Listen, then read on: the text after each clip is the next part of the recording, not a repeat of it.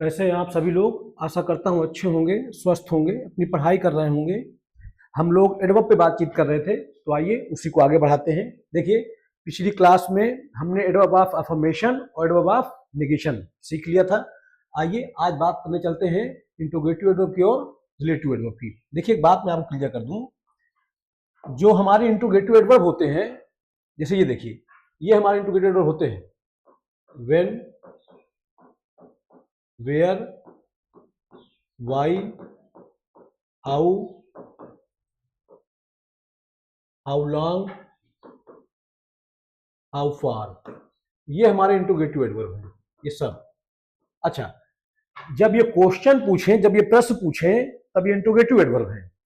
जब ये प्रश्न पूछें तब ये क्या है, तब ये इंट्रोगेटिव एडवर्ब हैं। लेकिन अगर ये दो क्लाजों को जोड़ने का काम करने लग जाएं, तब ये क्या हो जाएंगे, रिलेटिव एडवर्ब हो जाएंगे। यानी कि इंट्रोगेटिव एडवर्ब ही रिलेटिव एडवर्ब होते हैं। जब वो प्रश्न पूछ रहे हो तब वो इंट्रोगेटिव एडवर्ब है। लेकिन अगर वो दो क्लाजों को जोड़ने का काम शुरू कर दें, तो फिर ऐसी स्थिति में वो हो जाते हैं क्या, रिलेटिव एडवर्ब। रिलेटिव एडवर्ब का मतलब होता है adverb plus conjunction. Adverb plus conjunction is equal to relative adverb. ठीक, जैसे मैं आपको समझाने की कोशिश कर रहा हूं। देखिए, जैसे अगर मैं आपसे कहूं वेयर आर यू गोइंग, अब देखिए, ये जो वेयर है ये बता रहा है इस गोइंग वर्ब के बारे में। वर्ब के बारे में बताया तो क्या, एडवर्ब। और क्वेश्चन पूछ रहा है तो हो जाएगा क्या, इंट्रोगेटिव एडवर्ब। ठीक, लेकिन अगर मैं इसको ऐसे कह दूं, अगर मैं कह दूं इसको आई डोंट नो वेयर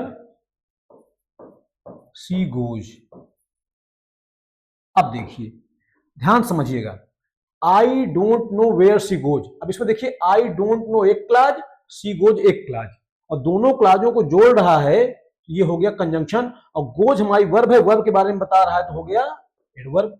और दो क्लाजों को जोड़ रहा है तो हो गया कंजंक्शन। तो adverb plus conjunction is equal to relative adverb. ठीक है, तो इस चीज को ध्यान रखिएगा।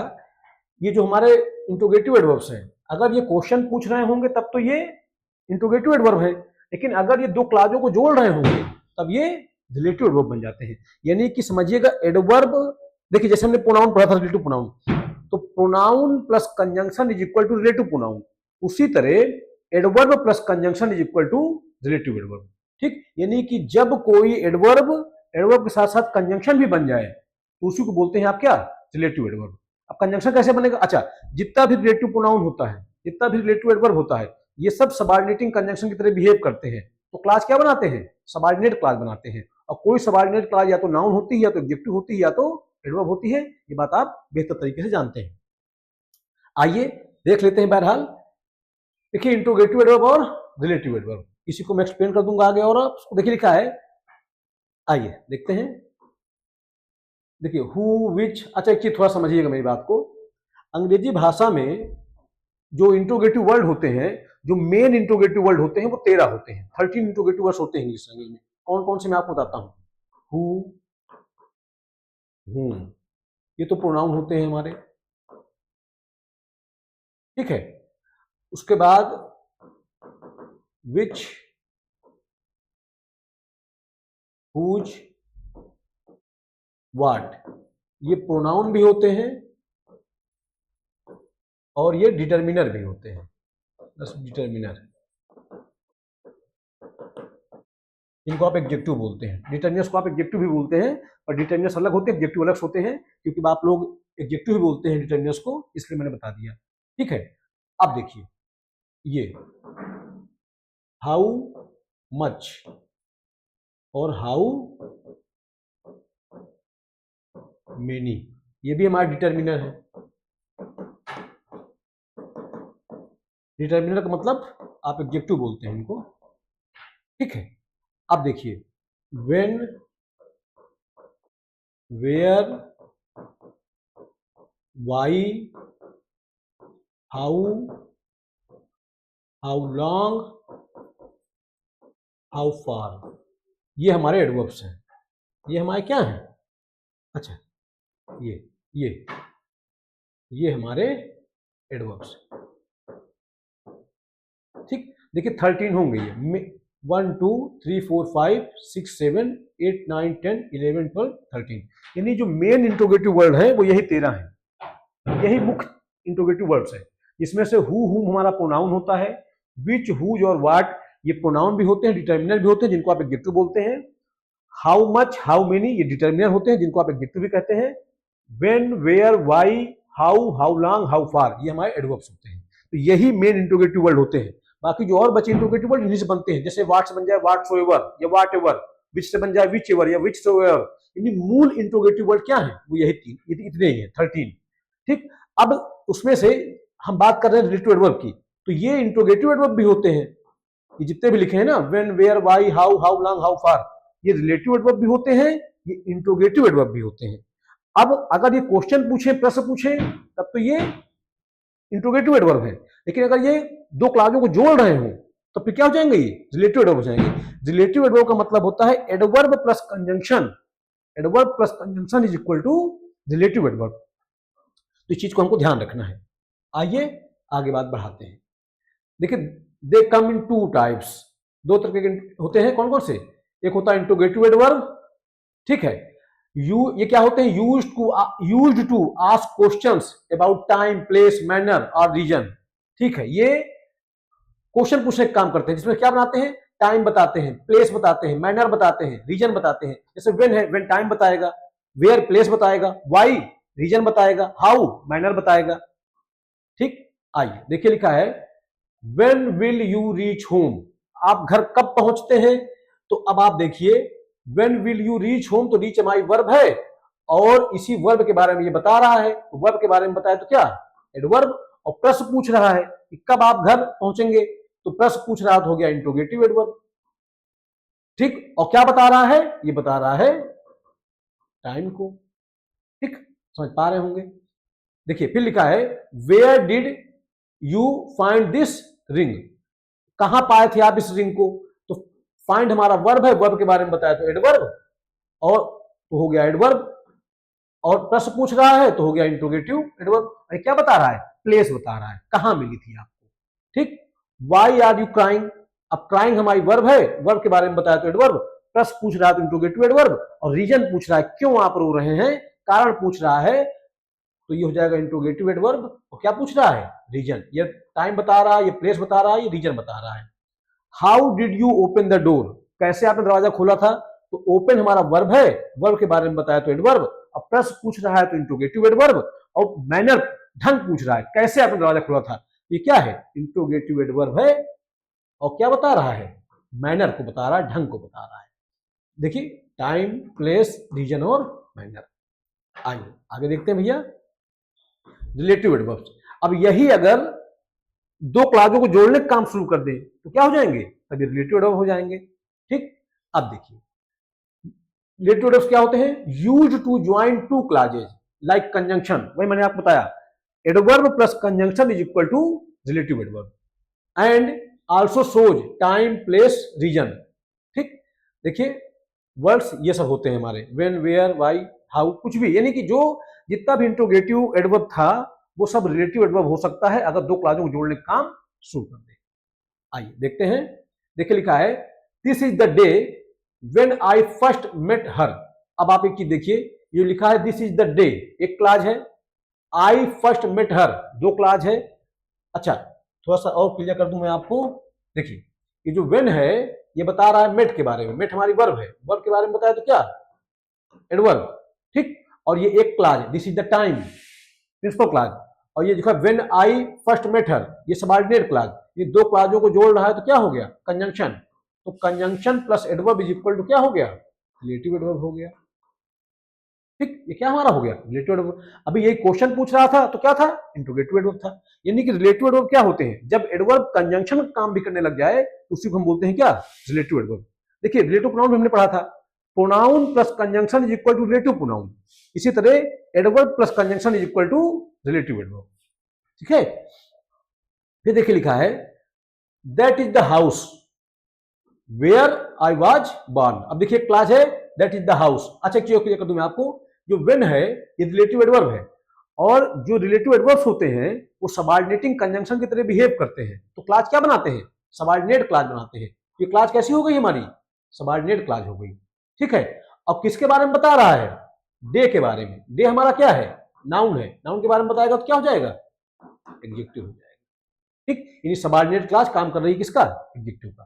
फिर लिखा है that is the house where I was born. अब एक क्लास है दैट इज द हाउस, दूसरी क्लास है आई वाज बॉर्न, तो दो क्लासों को जोड़ रहा है तो कंजंक्शन, और वर्ब के बारे में बता रहा है, वर्ब के बारे में बता रहा है तो क्या हो गया? एडवर्ब। तो adverb plus conjunction is equal to relative adverb. तो हमारा क्या हो जाएगा? रिलेटिव एडवर्ब हो जाएगा। और जितना रिलेटिव एडवर्ब होता है वो सबऑर्डिनेटिंग कंजंक्शन की तरह बिहेव करता है। तो क्लास क्या बना दी उसने? क्लास बना दी सबऑर्डिनेट। ये हमारी क्या हो गई? सबऑर्डिनेट क्लास हो गई। और बता रहा है इस हाउस के बारे में। कोई भी सबऑर्डिनेट क्लास या तो नाउन होती है, या तो एडजेक्टिव होती है, या तो एडवर्ब होती है। ये बता रहा है किसके बारे में? हाउस, नाउन के बारे में। नाउन के बारे में कौन बताएगा? एडजेक्टिव बताएगा। ये सबऑर्डिनेट क्लास काम कर रही है किसका? एडजेक्टिव का। फिर देख लिखा है tell me the reason, tell me the reason why you are upset. अब देखिए टेल मी द रीजन एक क्लास, यू आर अपसेट दो क्लास। ठीक है, और ये जो वाई है वर्ब के बारे में बता रहा है, वर्ब के बारे में बताया तो क्या? एडवर्ब। और एक क्लास ये एक क्लास ये, दोनों क्लासों को जोड़ भी रहा है, तो adverb plus conjunction is equal to relative adverb. तो ये देखिए वाई यहां पे क्या है? हमारा रिलेटिव एडवर्ब है। ठीक है, यानी कि आप ये समझ लीजिए कि जब इंट्रोगेटिव एडवर्ब प्लस पूछने का काम, सॉरी, जब इंट्रोगेटिव एडवर्ब, देखिए इंट्रोगेटिव एडवर्ब जब दो क्लासों को जोड़ने का काम शुरू कर दें तो बन जाते हैं क्या? Relative adverb. यानी कि adverb plus conjunction equal to relative adverb. और रही बात इंट्रोगेटिव एडवर्ब की, तो इंट्रोगेटिव एडवर्ब सिर्फ और सिर्फ प्रश्न पूछते हैं, वो किसी चीज को जोड़ने का काम नहीं करते हैं। ठीक है, समझ पा रहे हैं?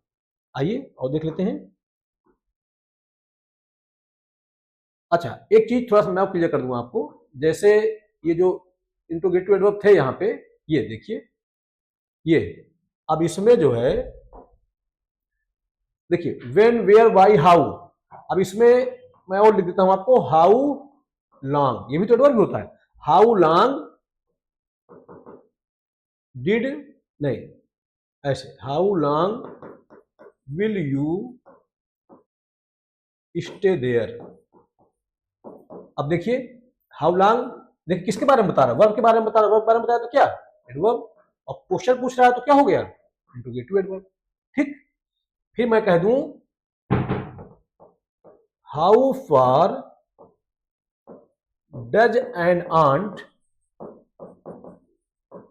Travel in a day. देखिए how far does an ant travel, कितना दूरी तय करती है चींटी। ये हमारा वर्ब है। वर्ब के बारे में बताया तो क्या? एडवर्ब। और प्रश्न पूछ रहा है तो इंट्रोगेटिव एडवर्ब। तो ये देखिए हमारे सारे इंट्रोगेटिव एडवर्ब्स हो गए। अभी यही क्लासों को जोड़ने का काम शुरू कर देते हैं तो क्या बन जाते हैं? रिलेटिव एडवर्ब बन जाते हैं। ठीक, आइए देखिए difference between interrogative and relative adverb, दोनों बीच का क्या डिफरेंस है इसको बताने की कोशिश की गई है। ठीक है, तो देखिए इंट्रोगेटिव एडवर्ब क्या होते हैं? आस्क अ क्वेश्चन, ये क्वेश्चन पूछते हैं। रिलेटिव एडवर्ब क्या होते हैं? ज्वाइन क्लॉजेज, ये क्लॉजों को जोड़ते हैं। देखिए अब ऑर्डर, अच्छा थोड़ा सा इसको देख लीजिए, समझ लीजिएगा, ये इंपॉर्टेंट है। देखिए लिखा है व्हेन सेवरल एडवर्ब्स और एडवर्ब फ्रेजेज कम टुगेदर, जब एक साथ कई एडवर्ब आ जाएं या एडवर्ब फ्रेज आ जाएं तो उनका क्रम क्या होता है? इन अ सेंटेंस, किसी एक सेंटेंस में, किसी एक सेंटेंस में एक से ज्यादा एडवर्ब आ जाएं अलग अलग तरह के, या एडवर्ब फ्रेज आ जाएं। ठीक, there is a natural order, उसका एक नेचुरल ऑर्डर है इन इंग्लिश लैंग्वेज में, to keep the sentence clear and smooth. यानी कि अगर बहुत सारे एडवर्ब एक साथ आ जाएं, अलग अलग एडवर्ब्स, देखिए एडवर्ब तो हमारे 10 तरह के होते हैं, मैंने पढ़ाया पीछे क्लास में, पहली दूसरी क्लासों में, फर्स्ट लेक्चर में और सेकंड लेक्चर में मैंने आपको एडवर्ब के बारे में बताया कि एडवर्ब 10 तरह के होते हैं। ठीक है, तो सबको समझा चुका हूं मैं आपको ऑलरेडी। तो कह रहा है कि अगर कई प्रकार के एडवर्ब किसी सेंटेंस में एक साथ आ जाए अलग अलग, तो उनका क्रम क्या होना चाहिए? उनका क्रम क्या होगा? पहले आप मैनर लिखेंगे, फिर प्लेस लिखेंगे, फिर फ्रीक्वेंसी लिखेंगे, फिर टाइम लिखेंगे, फिर ये प्लेस लिखेंगे, ये सॉरी पर्पज है ना, पर्पज। ठीक है, नहीं पर्पज बताने वाला, नहीं एडवर्ब क्रम क्या होगा?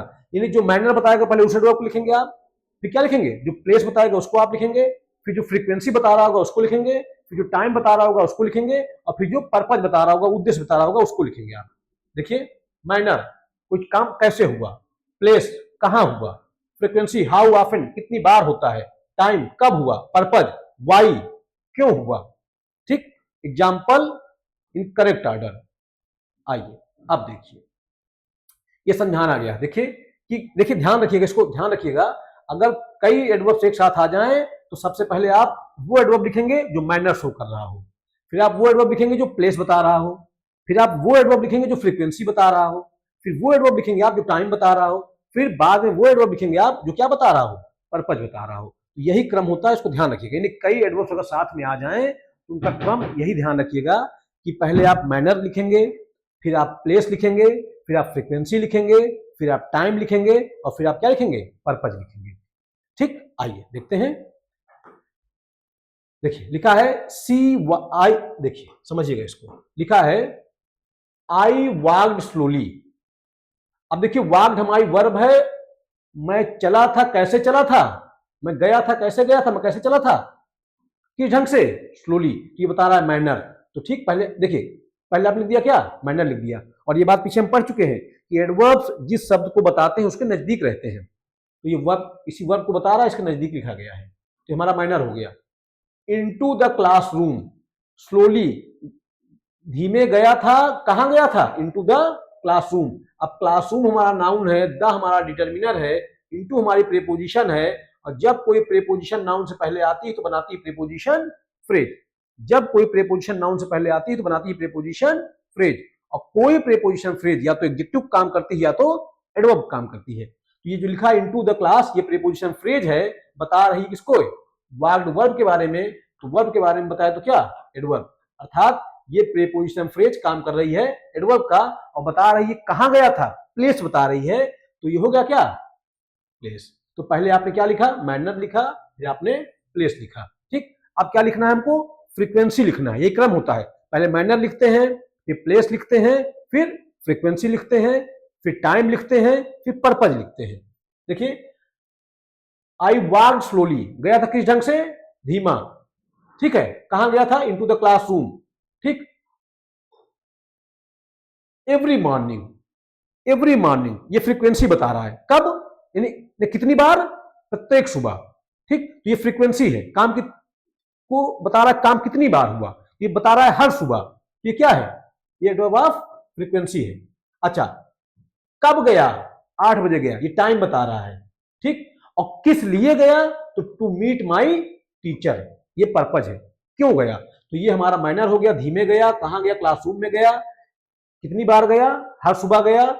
ठीक है, कितने बजे गया, 8 बजे गया, और किस लिए गया, टू मीट माई टीचर। देखिए क्रम हो गया, manner, place, frequency, time, purpose.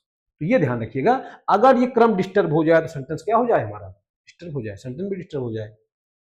आइए देख लेते हैं अगला, सी डांस्ड ब्यूटीफुली। डांस हमारी वर्ब है, नाची थी किस ढंग से, अच्छे से, सुंदरता से। तो बताइए ढंग बता रहा है, तो मैनर हो गया। नाची थी, कहां नाची थी, on the stage, stage noun है, द हमारा डिटर्मिनर है, ऑन हमारी प्रीपोजिशन है, बना रही प्रीपोजिशन फ्रेज, बता रही डांस वर्ब के बारे में, वर्ब के बारे में बताया तो क्या, एडवर्ब, और स्थान बता रही एडवर्ब ऑफ प्लेस। तो नाची थी किस ढंग से, अच्छा, कहां, स्टेज पे। अभी फ्रीक्वेंसी, हर वर्ष, ये फ्रीक्वेंसी बता रहा है कितनी बार काम हुआ, हर वर्ष, तो हमारा फ्रीक्वेंसी हो गया। इन दिसंबर, कब, दिसंबर में, ये हमारा टाइम हो गया। ठीक, और किस लिए, to win the trophy, trophy जीतने के लिए हमारा पर्पज हो गया।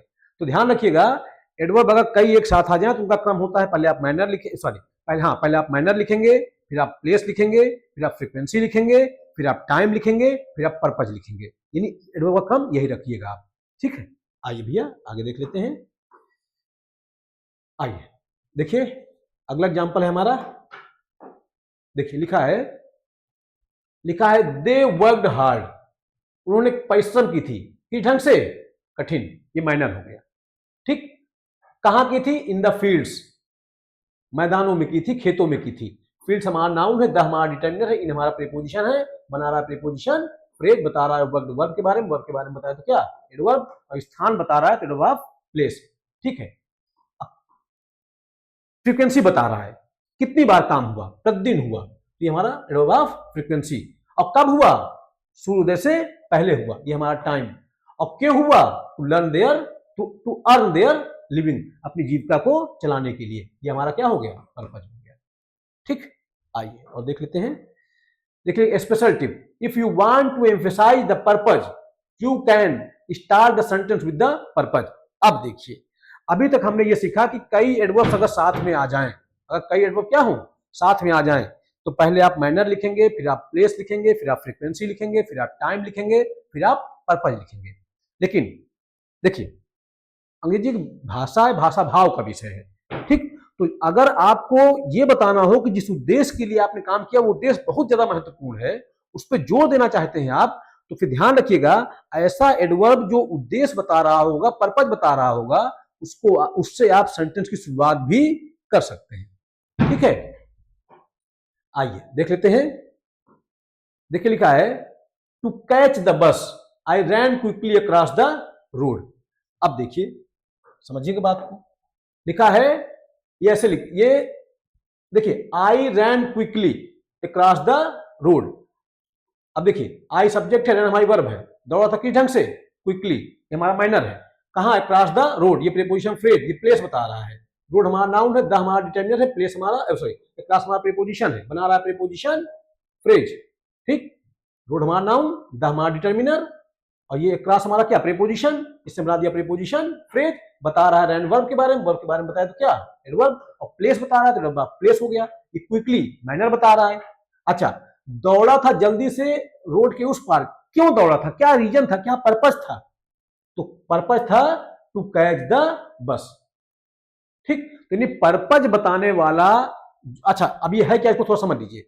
ये है टू कैच द बस, ये है हमारा सिंपल इन्फिनिटिव। ये हमारा क्या है? Simple infinitive. और कोई भी जो सिंपल इन्फिनिटिव मतलब क्या? Non finite verb. और जो नॉन फाइनाइट वर्ब्स होते हैं वो काम करते हैं नाउन का, एडजेक्टिव का और एडवर्ब का। हाँ, लक्षण रखते हैं वर्ब का। लक्षण रखते हैं वर्ब का मतलब क्या? एक वर्ब की तरह अपना ऑब्जेक्ट ले सकते हैं, एक वर्ब की तरह अपना कॉम्प्लीमेंट ले सकते हैं, एक वर्ब की तरह अपना एडवर्बियल ले सकते हैं। तो जो लिखा है ना टू कैच, ये सिंपल इन्फिनिटिव है और ये अपना ऑब्जेक्ट ले रहा है द बस। ठीक, अच्छा दौड़ा था किस ढंग से? जल्दी, तेजी से। कहां दौड़ा था? क्रॉस द रोड, रोड के उस पार।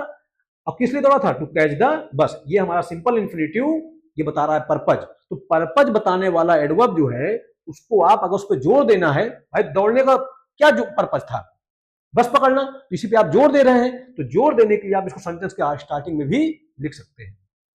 ठीक है, समझ पा रहे होंगे मेरी बात को। आइए अगला देख लेते हैं। ये सिंपल इन्फिनिटिव है हमारा, क्या है? Simple infinitive.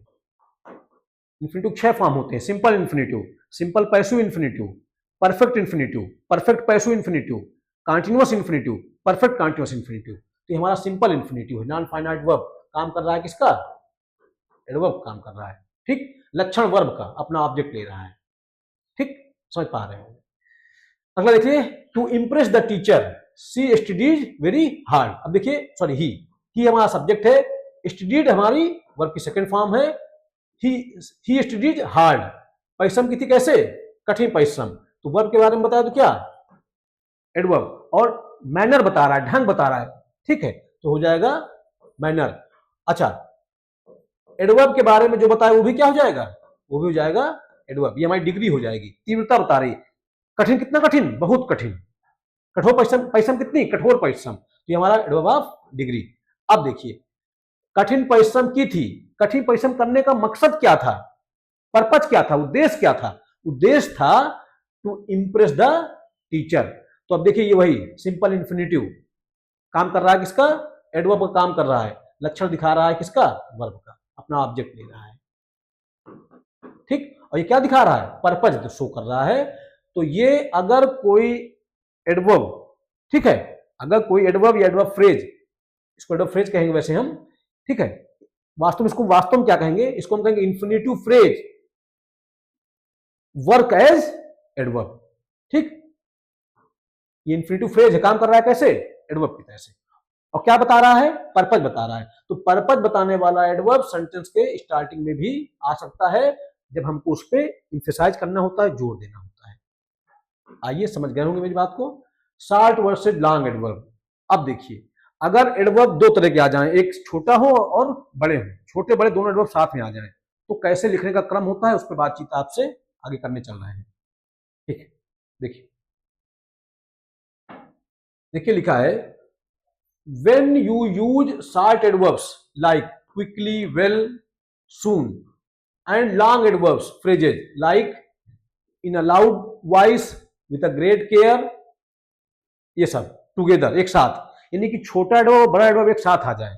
ठीक है, the short adverb usually comes before the long phrase, यानी कि अगर एडवर्ब छोटे एडवर्ब्स भी हों बड़े एडवर्ब्स भी हों तो पहले आप छोटा एडवर्ब लिखेंगे फिर आप बड़ा एडवर्ब लिखेंगे।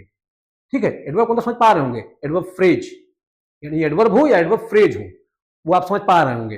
तो पहले आप जो एडवर्ब छोटा होगा उसको लिखेंगे, उसके बाद जो एडवर्ब फ्रेज बड़े होंगे उनको लिखेंगे। आइए देखते हैं, देखिए अब देखिए इसको समझ लेते हैं। देखिए लिखा है he spoke softly in a gentle tone.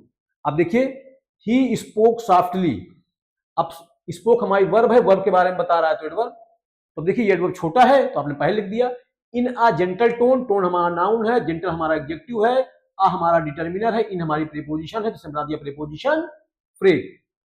बोला था किस ढंग से, सॉफ्टली, और ये देखिए वर्ब के बारे में बताया तो एडवर्ब है, और इन्ना जेंटल टोन ये भी किसके बारे में बता रहा है, वर्ब के बारे में, वर्ब के बारे में बताया तो क्या ये भी क्या हमारा एडवर्ब, यानी प्रीपोजिशन फ्रेज काम कर रही है किसका, एडवर्ब का। तो पहले आपने छोटा एडवर्ब लिखा और फिर आपने बड़ा एडवर्ब लिखा। ध्यान रखिएगा इस चीज को, अगर छोटे बड़े दोनों एडवर्ब एक साथ आ जाए तो पहले छोटा और फिर बाद में बड़ा। अच्छा एक चीज और, ये जो लिखा है ना ये प्रीपोजिशन फ्रेज है, काम कर रहा है किसका, एडवर्ब का।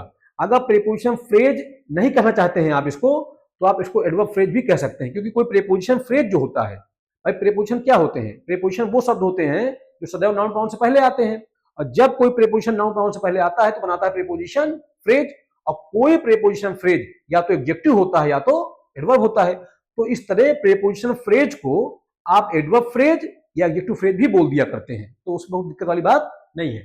तो ये प्रीपोजिशन फ्रेज है, काम कर रहा है किसका, एडवर्ब का, इसको आप एडवर्ब फ्रेज भी कह दें तो बहुत समस्या वाली बात नहीं है। आई फिर देखिए लिखा है ही वर्कड हार्ड। अब वर्क हमारी वर्ब है, वर्ब के बारे में बताया तो क्या एडवर्ब। ठीक, तो ये देखिए छोटा है, he worked hard on the project for 2 years। ये देखिए एक फ्रेज फॉर्म में, देखिए भी किसके बारे में बता रहा है, ठीक प्रोजेक्ट के बारे में, सॉरी वर्क के बारे में बता रहा है, वर्क के बारे में बताया तो क्या एडवर्ब, भाई वर्ब है ये, वर्क वर्ब है, वर्क के बारे में कौन बताएगा, एडवर्ब बताएगा। अब ये छोटा एडवर्ब है तो पहले लिखा गया, ये बड़ा एडवर्ब है तो बाद में लिखा गया। ठीक, अभी आप जान रहे होंगे प्रोजेक्ट हमारा नाउन है, द हमारा डिटर्मिनर है, ऑन हमारी प्रीपोजिशन है, बना रही प्रीपोजिशन फ्रेज, और काम कर रही है किसका, एडवर्ब का। अच्छा इसमें भी देखिए तो 2 प्रीपोजिशन फ्रेज है इसमें, इसमें देखिए ईयर हमारा नाउन है, टू हमारा डिटर्मिनर है, फॉर हमारी प्रीपोजिशन है, ये भी एक प्रीपोजिशन फ्रेज, यानी प्रीपोजिशन फ्रेज के अंदर प्रीपोजिशन फ्रेज है, लेकिन अंततः ये पूरा एक प्रीपोजिशन फ्रेज जो काम कर रहा है किसका, एडवर्ब का। तो बड़ा है तो पहले आपने छोटा लिखा, बाद में आपने बड़ा लिखा। ठीक, अगला देखिए दिखा दे laughed loudly at his funny joke. अब लाफ्ड हमारी वर्ब है, लाउडली इसी के बारे में बता रहा है, वर्ब के बारे में बताया तो एडवर्ब, और एट हिज फनी जोक्स ये हमारा प्रीपोजिशन फ्रेज है, जोक हमारा नाउन है, फनी हमारा एडजेक्टिव है, हिज हमारा डिटर्मिनर है, एट हमारी प्रीपोजिशन है, बना रही प्रीपोजिशन फ्रेज, बता रही वर्ब के बारे में, वर्ब के बारे में बताया तो क्या एडवर्ब। तो जो एडवर्ब छोटा था उसको आपने पहले लिखा, जो एडवर्ब बाद बड़ा था उसको आपने बाद में लिखा। ठीक है, आइए फिर देख लेते हैं, I studied quietly in my room for the exam. अब स्टडीड हमारी वर्ब है, क्वाइटली इसी वर्ब के बारे में बता रहा है तो वर्ब के बारे में बताया तो एडवर्ब, और जो लिखा है पढ़ा था कहां, इन माई रूम फॉर एग्जाम। अब देखिए ये भी वर्ब के बारे में बता रहा तो ये भी हमारा क्या हो जाएगा, एडवर्ब हो जाएगा। ये हमारा रूम हमारा नाउन है, माई हमारा डिटर्मिनर है, इन हमारा प्रीपोजिशन है, बनाया प्रीपोजिशन फ्रेज, और काम कर रहा है किसका, एडवर्ब का। अच्छा एग्जाम हमारा नाउन है, फॉर सॉरी द हमारा डिटर्मिनर है, फॉर हमारी प्रीपोजिशन है, तो ये भी प्रीपोजिशन फ्रेज और ये भी क्या काम कर रहा है, एडवर्ब का। ठीक, तो देखिए पहले हमने छोटा लिखा और फिर हमने क्या लिखा, बड़ा लिखा। ठीक, ये पूरा प्रीपोजिशन फ्रेज काम कर रहा है एडवर्ब। ठीक, आइए तो समझ पाए होंगे कि अगर छोटा एडवर्ब आ जाए, बड़ा एडवर्ब आ जाए तो पहले छोटा लिखेंगे, बाद में बड़ा लिखेंगे। आशा करता हूं बात मेरी समझ पा रहे होंगे आप लोग। फिर देखिए लिखा गया multiple adverbs of the same category. अगर एक ही प्रकार के कई एडवर्ब आ जाएं तो फिर कैसे लिखें। अभी तो हमने देखा कि छोटा एडवर्ब हो, बड़ा एडवर्ब हो तो पहले छोटा लिखते हैं फिर बड़ा लिखते हैं। अब कह रहा है अगर एक ही कैटेगरी के कई एडवर्ब आ जाएं, ठीक है, तो कैसे लिखें आप, उनका क्रम क्या हो। देखिए, if two adverbs of the same type for time, place इत्यादि अकर टुगेदर, एक साथ आ जाएं, put the more specific adverb closer to the verb and the less specific one after it. अब मैं आपको समझ रहा हूं, यानी कि मेरी बात समझिएगा, अगर एक से ज्यादा एडवर्ब आ जाएं एक ही प्रकार के जो है किसी सेंटेंस में, तो ध्यान रखिएगा, आपको आपसे पीछे चर्चा हो चुकी है कि एडवर्ब जिस शब्द के बारे में बताते हैं उसके एकदम करीब रहते हैं, ठीक। तो इसका मतलब जो जिस शब्द को वो क्वालिफाई कर रहे हो उनके करीब उनको रखते जाइए, सेंटेंस अपने आप क्या हो जाएगा, सही हो जाएगा।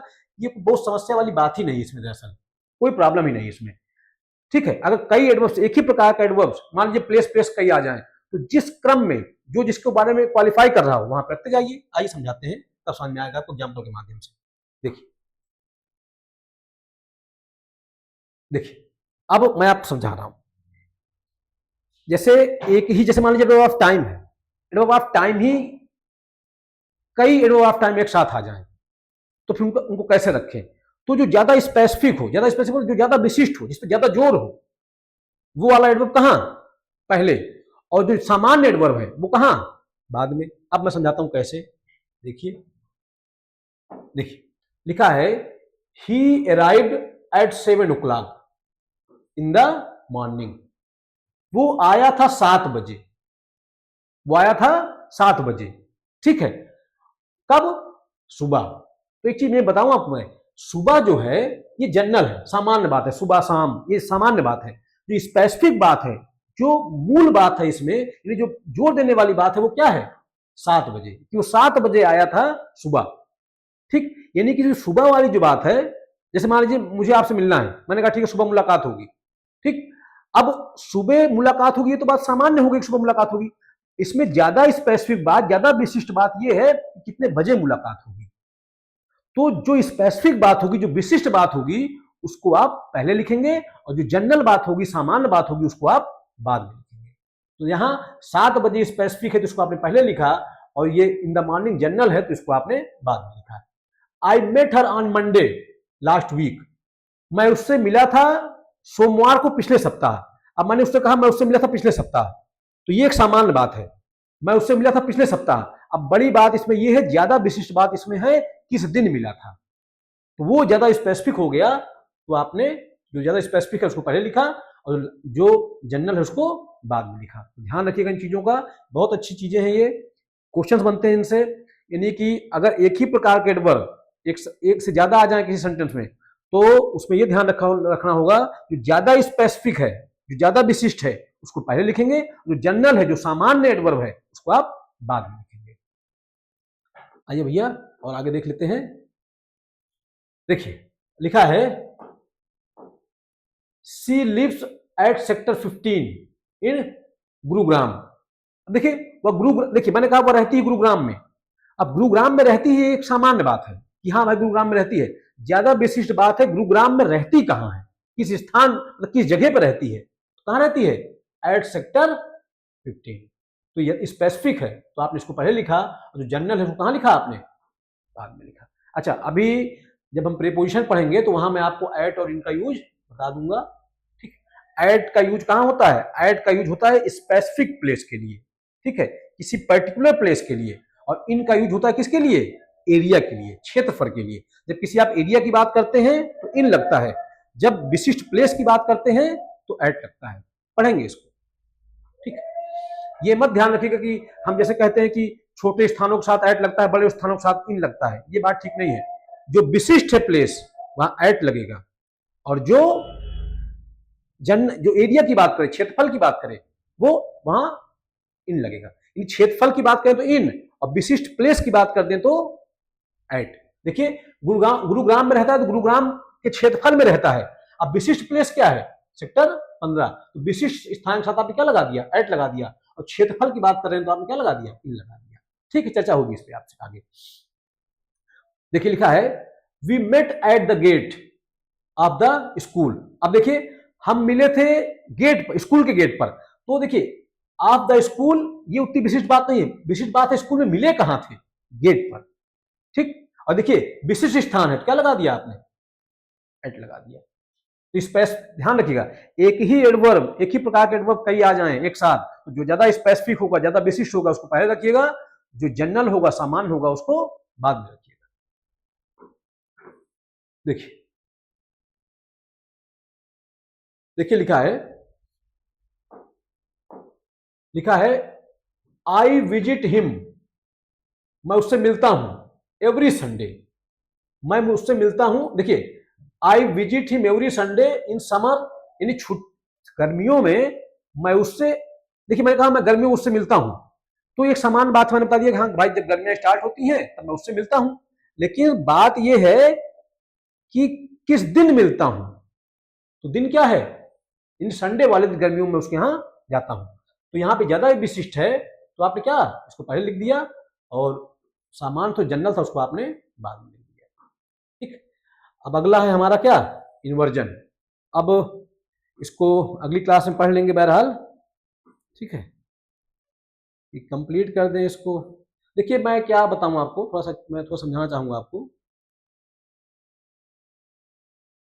देखिए मैं आपको थोड़ा क्लियर कर दूं, ये इन्वर्जन पे मैं पूरा एक टॉपिक अलग से पढ़ा दूंगा आपको ना। इन्वर्जन क्या है, इन्वर्जन क्या होता है मैं बताऊं। इन्वर्जन दो तरह का होता है पार्शियल इन्वर्जन, एक होता है कंप्लीट इन्वर्जन। इन्वर्जन का मतलब होता है सब्जेक्ट से पहले वर्ब आ जाए, जब सब्जेक्ट से पहले वर्ब आ जाती है तो उसी को बोलते हैं इन्वर्जन ऑफ सेंटेंस। दो तरह का होता है, पार्शियल और कंप्लीट।